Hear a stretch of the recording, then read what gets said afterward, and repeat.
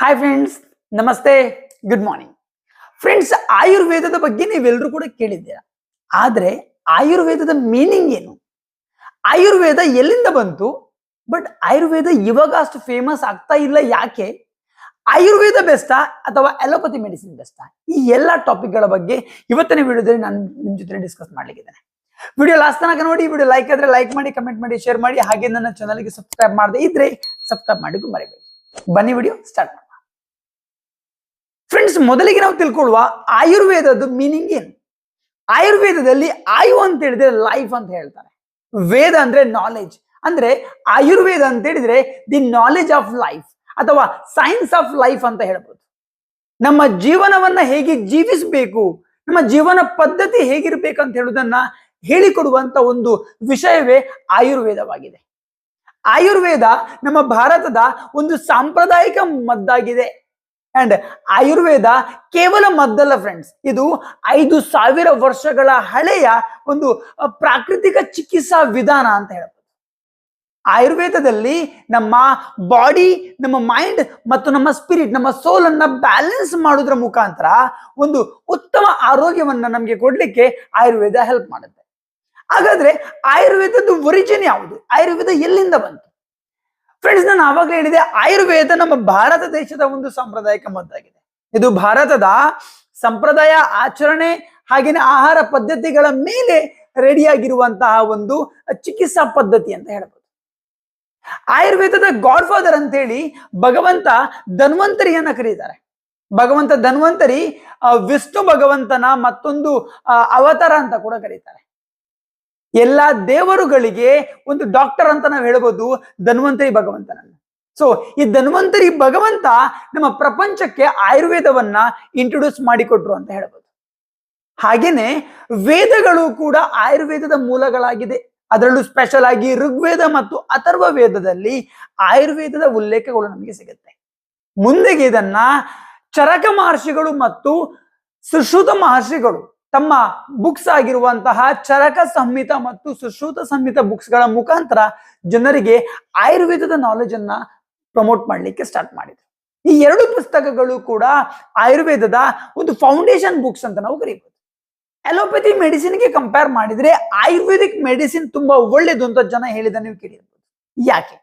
Friends, allopathic medicine ಕೂಡ ಒಳ್ಳೇದೆ, ಆದ್ರೆ ಅದು ಎಮರ್ಜೆನ್ಸಿಗಾಗಿರ್ಬೋದು ಅಥವಾ ಸರ್ಜರಿಗಾಗಿರ್ಬೋದು ಅಥವಾ ಫಾಸ್ಟ್ ಟ್ರೀಟ್ಮೆಂಟ್ ಮಾಡ್ಲಿಕ್ಕಾಗಿರ್ಬೋದು ತುಂಬಾ ಹೆಲ್ಪ್ ಮಾಡುತ್ತೆ. ಆದ್ರೆ ಇದನ್ನ ಲಾಂಗ್ ಟರ್ಮ್ ಯೂಸ್ ಮಾಡೋದ್ರಿಂದ ಅದರಲ್ಲಿ ಇರುವಂತ ಕೆಮಿಕಲ್ಸ್ಗಳು ನಮಗೆ ಸೈಡ್ ಎಫೆಕ್ಟ್ಸ್ ಗಳನ್ನ ಕೊಟ್ಟು ಬಿಡುತ್ತೆ.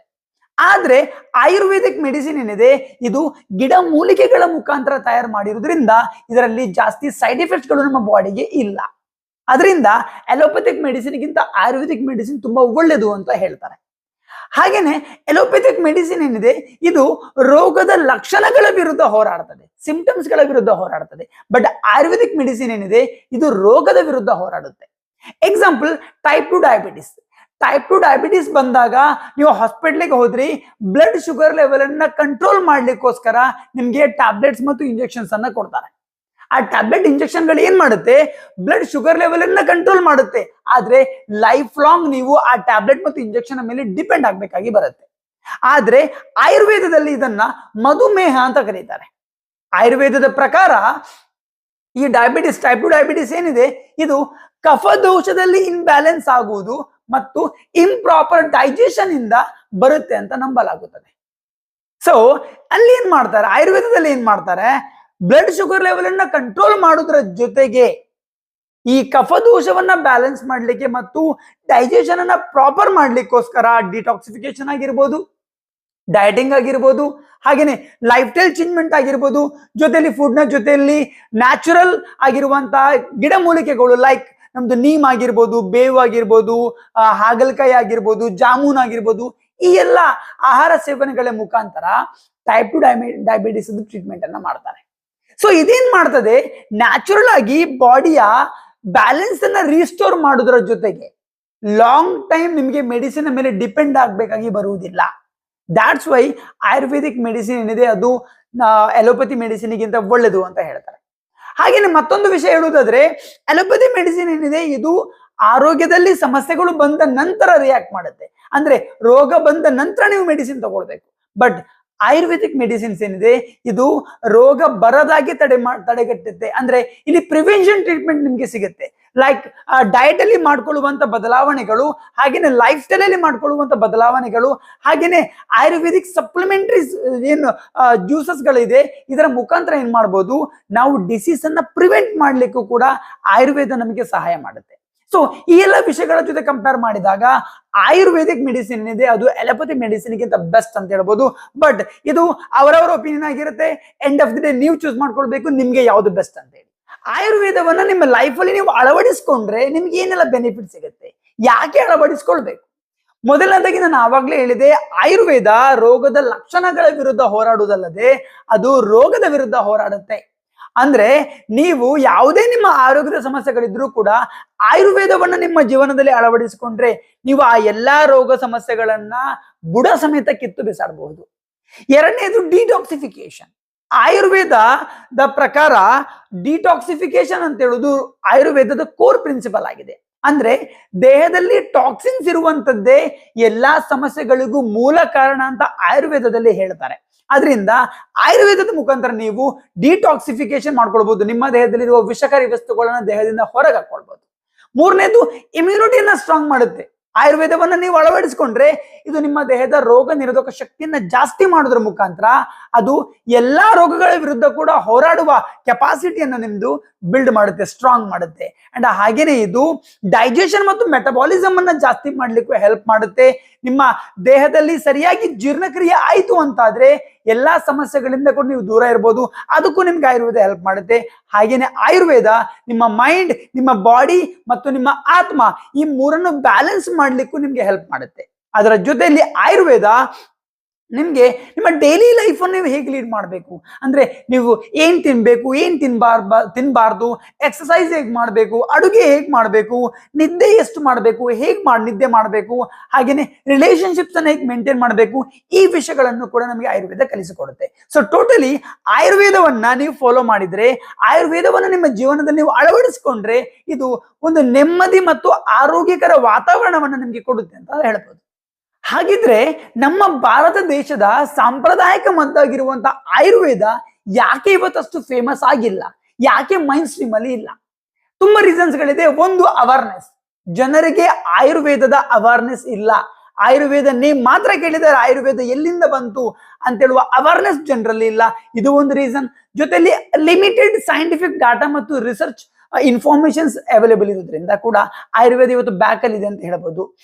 ಅದರ ಜೊತೆಯಲ್ಲಿ ಮತ್ತೊಂದು ಹೇಳುವುದಾದ್ರೆ ಈ ಇನ್ಶೂರೆನ್ಸ್ ಕಂಪನೀಸ್ ಗಳಲ್ಲಿ ಕೂಡ ನೋಡ್ಬೋದು, ಇನ್ಶೂರೆನ್ಸ್ ಕವರೇಜ್ ಅನ್ನ ಅಲೋಪತಿಗೆ ಕಂಪೇರ್ ಮಾಡಿದ್ರೆ ಆಯುರ್ವೇದಿಕ್ ಟ್ರೀಟ್ಮೆಂಟ್ ಗೆ ಸ್ವಲ್ಪ ಕವರೇಜ್ ಕಮ್ಮಿ ಕೊಡ್ತಾರೆ, ಕೆಲವು ಕಡೆ ಕೊಡ್ತಾನೆ ಇಲ್ಲ. ಇದು ಕೂಡ ಒಂದು ರೀಸನ್ ಆಗಿದೆ ಆಯುರ್ವೇದ ಇವತ್ತು ಬ್ಯಾಕ್ ಅಲ್ಲಿ ಹೋಗ್ಲಿಕ್ಕೆ. ಹಾಗೇನೆ ಕೆಲವೊಂದು ಪ್ರಾಡಕ್ಟ್ಗಳು ಕೂಡ ಆಯುರ್ವೇದದ ಹೆಸರಲ್ಲಿ ಜನರನ್ನ ಮೋಸ ಮಾಡ್ತಾ ಇದೆ. ಆಯುರ್ವೇದಿಕ್ ಪ್ರಾಡಕ್ಟ್ ಅಂತ ಲೇಬಲಿಂಗ್ ಮಾಡಿಕೊಂಡು ಅವರು ಬೇರೆ ಯಾವ್ದೊಂದು ಪ್ರಾಡಕ್ಟ್ ಅನ್ನು ಜನರಿಗೆ ಕೊಡ್ತಿದ್ದಾರೆ. ಯೂಸ್ ಮಾಡಿದ ನಂತರ ಅದರಿಂದ ರಿಸಲ್ಟ್ ಬಂದಿಲ್ಲ, ಸೊ ಜನರಿಗೆ ಆಯುರ್ವೇದದ ಮೇಲೆ ಬಿಲೀವ್ ಹೋಯ್ತು. ಇದು ಕೂಡ ಒಂದು ರೀಸನ್ ಆಗಿ ಬಿಟ್ಟಿದೆ ಆಯುರ್ವೇದ ಇವತ್ತು ಬ್ಯಾಕ್ ಹೋಗ್ಲಿಕ್ಕೆ. ಹಾಗೇನೆ the rise of modern medicine, ಈ ಹೊಸ ಹೊಸ ಟೆಕ್ನಾಲಜಿಗಳ ಮುಖಾಂತರ ಇನ್ ಮಾಡರ್ನ್ ಮೆಡಿಸಿನ್ ಇವತ್ತು ಇಷ್ಟು ಎತ್ತರಕ್ಕೆ ಬೆಳೀತು ಅಂತ ಹೇಳಿದ್ರೆ ಅದರ ಮಿಡ್ ಅಲ್ಲಿ ಆಯುರ್ವೇದ ತುಂಬಾ ಹಿಂದೆ, ತುಂಬಾ ಬ್ಯಾಕ್ ಅಲ್ಲಿ ಕಳೆದು ಹೋಯ್ತು ಅಂತ ನಾವು ಹೇಳ್ಬೋದು. ಸೊ ಇದೆಲ್ಲ ಸಮ್ ರೀಸನ್ಸ್ ಗಳಿಂದ ಇವತ್ತು ಆಯುರ್ವೇದ ಮೇನ್ ಸ್ಟ್ರೀಮ್ ಅಲ್ಲಿ ಇಲ್ಲ. ಆದ್ರೆ ನಾನು, ನೀವು, ಹಾಗೇನೆ ಗವರ್ಮೆಂಟ್ ನಾವೆಲ್ಲರೂ ಬಯಸಿದ್ರೆ ಆಯುರ್ವೇದವನ್ನ ನಾವು ಫ್ರಂಟಿಗೆ ತಗೊಂಡ್ ಬರಬಹುದು. ಹೇಗೆ ತಗೊಂಡ್ಬರ್ಬೋದು? ಸಮ್ ಇನಿಷಿಯೇಟಿವ್ಸ್ ಗಳನ್ನ ತಗೊಳ್ಳೋದ್ರಿಂದ ನಾವು ಆಯುರ್ವೇದವನ್ನ ಫ್ರಂಟಿಗೆ ತಗೊಂಡ್ಬರ್ಲಿಕ್ಕಾಗುತ್ತೆ. ಅದರಲ್ಲಿ ಒಂದು, ಅವೇರ್ನೆಸ್. ಆಯುರ್ವೇದದ ಬಗ್ಗೆ ಸರಿಯಾದ ಅವೇರ್ನೆಸ್ ಅನ್ನ ಜನರಿಗೆ ಪ್ರಮೋಟ್ ಮಾಡಬೇಕು. ಥ್ರೂ ಸೋಷಿಯಲ್ ಮೀಡಿಯಾ ಆಗಿರ್ಬೋದು ಅಥವಾ ಬೇರೆ ಯಾವುದೇ ಒಂದು ಮೀಡಿಯಾದ ಮುಖಾಂತರ ಜನರಿಗೆ ಆಯುರ್ವೇದದ ಅವೇರ್ನೆಸ್ ಅನ್ನು ಕೊಡಬೇಕು. ಇದರ ಮುಖಾಂತರ ಆಯುರ್ವೇದ ಫ್ರಂಟಿಗೆ ತಗೊಂಡ್ಬರ್ಬೋದು. ಹಾಗೇನೆ ನಮ್ಮ ಎಜುಕೇಶನ್ ಸಿಸ್ಟಮ್ ಅಲ್ಲಿ ಕೂಡ ಆಯುರ್ವೇದ ಸಿಲೆಬಸ್ ಅನ್ನು ಸ್ವಲ್ಪ ಆಡ್ ಮಾಡಬೇಕು. ಮಕ್ಕಳಿಗೆ ಇವಾಗಿಂದಲೇ ಆಯುರ್ವೇದ ಅಂದ್ರೆ ಏನು, ಪ್ರಕೃತಿಯಲ್ಲಿ ಏನೆಲ್ಲ ಇದೆ, ಪ್ರಕೃತಿ ನಮ್ಮ ಆರೋಗ್ಯಕ್ಕೆ ಏನೆಲ್ಲ ಒಳ್ಳೇದು ಮಾಡಬಹುದು ಅಂತ ಹೇಳುವುದನ್ನ ನಾವು ಚಿಕ್ಕ ಮಕ್ಕಳಿಗೆ ಸ್ಟಾರ್ಟಿಂಗ್ ಇಂದ ಕಲಿಸಿಕೊಡ್ತಾ ಹೋದ್ರೆ ಅವರು ದೊಡ್ಡವರಾಗುವಾಗ ಅವರಿಗೆ ಪ್ರಕೃತಿಯ ವ್ಯಾಲ್ಯೂ, ಆಯುರ್ವೇದದ ವ್ಯಾಲ್ಯೂ ಅವರಿಗೂ ಗೊತ್ತಾಗ್ತಾ ಹೋಗುತ್ತೆ. ಸೊ ಅದನ್ನು ಮಾಡೋದ್ರ ಜೊತೆಯಲ್ಲಿ ನಮ್ಮ ಡೈಲಿ ಲೈಫ್ ಅಲ್ಲಿ ಕೂಡ ನಾವು ಆಯುರ್ವೇದವನ್ನ ಸ್ವಲ್ಪ ಅಳವಡಿಸ್ಕೊಳ್ಬೇಕಾಗತ್ತೆ. ನಮ್ಮ ಡಯಟ್ ಅಲ್ಲಿ ಆಗಿರ್ಬೋದು, ಲೈಫ್ ಸ್ಟೈಲ್ ಅಲ್ಲಿ ಆಗಿರ್ಬೋದು, ಎಲ್ಲದಕ್ಕೂ ಕೂಡ ಮೆಡಿಸಿನ್ ಮೇಲೆ ಡಿಪೆಂಡ್ ಆಗದೆ ನಾವು ಪ್ರಕೃತಿಯಲ್ಲಿ ಸಿಗುವಂತ ಗಿಡ ಮೂಲಿಕೆಗಳ ಮುಖಾಂತರ ಚಿಕ್ಕ ಪುಟ್ಟ ಸಮಸ್ಯೆಗಳನ್ನ ಹೇಗೆ ಪರಿಹರಿಸ್ಕೊಳ್ಬಹುದು ಅಂತ ಹೇಳುವುದನ್ನ ಕೂಡ ನಾವು ಮಾಡೋದ್ರಿಂದ ಕೂಡ ನಮ್ಮ ಡೈಲಿ ಲೈಫ್ ಅನ್ನು ಆಯುರ್ವೇದವನ್ನ ಆಡ್ ಮಾಡೋದ್ರಿಂದ ಕೂಡ ನಾವು ಆಯುರ್ವೇದವನ್ನ ನಾವು ಬ್ಯಾಕ್ ಟು ಕ್ರೀಸ್ ತಗೊಂಡ್ಬರ್ಲಿಕ್ಕಾಗತ್ತೆ. ಜೊತೆಯಲ್ಲಿ ಇದರ ಬಗ್ಗೆ ಜಾಸ್ತಿ ಸೈಂಟಿಫಿಕಲ್ ರಿಸರ್ಚ್ ಆಗಿರ್ಬೋದು, ಡಾಟಾ ಕಲೆಕ್ಟ್ ಮಾಡೋದಾಗಿರ್ಬೋದು, ಇದಕ್ಕೂ ಕೂಡ ಗವರ್ಮೆಂಟ್ ಸಪೋರ್ಟ್ ಮಾಡ್ಬೇಕಾಗತ್ತೆ. ಇದರ ಮುಖಾಂತರ ಏನ್ ಮಾಡ್ಬೋದು, ನಾವು ಮಾಡರ್ನ್ ಮೆಡಿಸಿನ್ ಮತ್ತು ಆಯುರ್ವೇದದ ಮಿಡ್ ಅಲ್ಲಿ ಒಂದು ಬ್ರಿಡ್ಜ್ ಅನ್ನ ಕ್ರಿಯೇಟ್ ಮಾಡ್ಬೋದು, ಒಂದು ಲಿಂಕ್ ಅನ್ನ ಕ್ರಿಯೇಟ್ ಮಾಡ್ಬೋದು. ಅದಕ್ಕೂ ಹೆಲ್ಪ್ ಮಾಡುತ್ತೆ. ಹಾಗೇನೆ ಗ್ಲೋಬಲ್ ಅವೇರ್ನೆಸ್ ಕೂಡ ಕೊಡ್ಬೇಕಾಗ್ತದೆ ಆಯುರ್ವೇದದ ಬಗ್ಗೆ. ಲೈಕ್ ಇಂಟರ್ನ್ಯಾಷನಲ್ ಇವೆಂಟ್ಸ್ ಗಳು, ಎಕ್ಸ್ಪೋಸ್ ಗಳಲ್ಲಾಗಿರ್ಬೋದು ಅಥವಾ ಕೊಲಾಬರೇಷನ್ಸ್ ಗಳಲ್ಲಿ ಕೂಡ ನಮ್ಮ ಇಂಡಿಯಾದ ಈ ಆಯುರ್ವೇದದ ಬಗ್ಗೆ ನಾವು ಅವೇರ್ನೆಸ್ ಅನ್ನು ಕೊಡ್ಬೇಕಾಗತ್ತೆ. ಹಾಗೇನೆ ಪ್ರಾಡಕ್ಟ್ಸ್ ಅನ್ನು ನೀವು ಆಯುರ್ವೇದಿಕ್ ಪ್ರಾಡಕ್ಟ್ ಅಂತ ಯಾವುದನ್ನೇ ನೀವು ತಗೊಳ್ತೀರಿ ಅಂತಂದ್ರೆ ಅಲ್ಲಿ ಆ ಲೇಬಲ್ ನೋಡಿ ತಗೊಳ್ಬಾರ್ದು, ಬದಲಾಗಿ ಆ ಪ್ರಾಡಕ್ಟ್ ಅದು ಇಂಗ್ರೀಡಿಯೆಂಟ್ಸ್ ಅನ್ನು ಚೆಕ್ ಮಾಡಿ ನಿಜವಾಗ್ಲೂ ಇದು ಆಯುರ್ವೇದಿಕ್ ಪ್ರಾಡಕ್ಟಾ, ಇದು ನಿಜವಾಗ್ಲೂ ಆಯುರ್ವೇದಿಕ್ ಇಂಗ್ರೀಡಿಯೆಂಟ್ಸ್ ಇದೆ ಅಂತ ಚೆಕ್ ಮಾಡಿ ತಗೊಳ್ಳೋದ್ರಿಂದ ಕೂಡ ನಾವೇನ್ ಮಾಡ್ಬೋದು, ಆಯುರ್ವೇದವನ್ನ ನಾವು ಫ್ರಂಟಿಗೆ ತಗೊಂಡ್ಬರ್ಲಿಕ್ಕೆ ಡೆಫಿನೆಟ್ಲಿ ಹೆಲ್ಪ್ ಆಗುತ್ತೆ ಅಂತ ಹೇಳ್ಬೋದು. ಸೊ ಹೇಳುವುದಾದ್ರೆ ಆಯುರ್ವೇದ ನಾನು ಆವಾಗಲೇ ಹೇಳಿದೆ ಕೇವಲ ಒಂದು ಮದ್ದಲ್ಲ ಫ್ರೆಂಡ್ಸ್, ಇದು ನಮ್ಮ ಜೀವನ ಪದ್ಧತಿಯಾಗಿದೆ. ನಮ್ಮ ಜೀವನವನ್ನ ಹೇಗೆ ಆರೋಗ್ಯವಾಗಿ ಜೀವಿಸಬೇಕು ಅಂತ ಹೇಳಿಕೊಡುವಂತ ಒಂದು ಪದ್ಧತಿಯಾಗಿದೆ ಆಯುರ್ವೇದ. ಸೊ ಆಯುರ್ವೇದವನ್ನ ನಾವು ನಮ್ಮ ಲೈಫಲ್ಲಿ ಅಳವಡಿಸ್ಕೊಳ್ಳೋದ್ರಿಂದ ಇದು ಪ್ರಕೃತಿ ಮತ್ತು ನಮ್ಮ ದೇಹದ ಜೊತೆ ಒಂದು ಸಾಮರಸ್ಯದಿಂದ ಬದುಕುವುದು ಹೇಗೆ ಅಂತ ಹೇಳುವುದನ್ನ ನಮಗೆ ಕಲಿಸಿಕೊಡುತ್ತೆ.